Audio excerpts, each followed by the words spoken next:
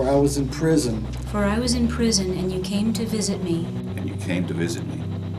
Then the righteous will answer him. Then the righteous will answer him, Lord, Lord, when did we see you in prison and go to visit you? The king will reply, I tell you the truth. Whatever you did for one of the least of these brothers of mine, you did for me. You did for me. You did it for me.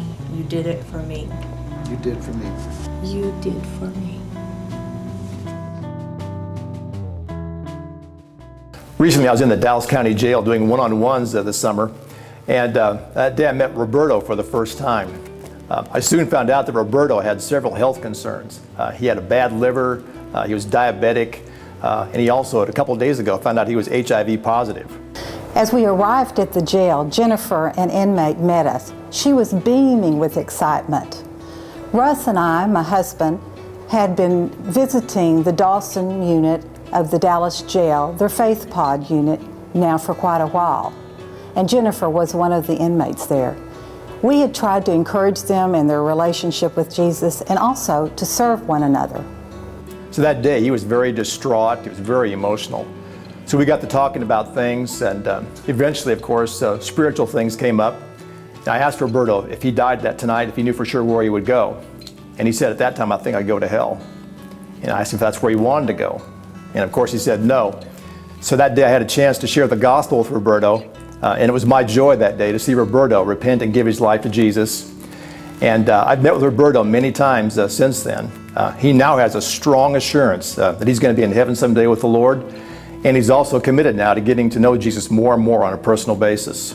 Jennifer explained to us that while listening to a Christian radio program, she heard of a ministry opportunity with World Concern. Children in undeveloped countries can be protected from intestinal parasites with just one little pill costing only 44 cents. Jennifer didn't have money being in jail, but her heart went out to these children. Then the Spirit just spoke to her heart. 44 cents, that's the price of a stamp, and I do have stamps. Jennifer eventually got in touch with World Concern. They were excited to hear from her and that she wanted to send them stamps. Of course, they agreed. Then Jennifer talked to the other ladies in her pod. They were excited too. Just think they could help children all around the world from jail.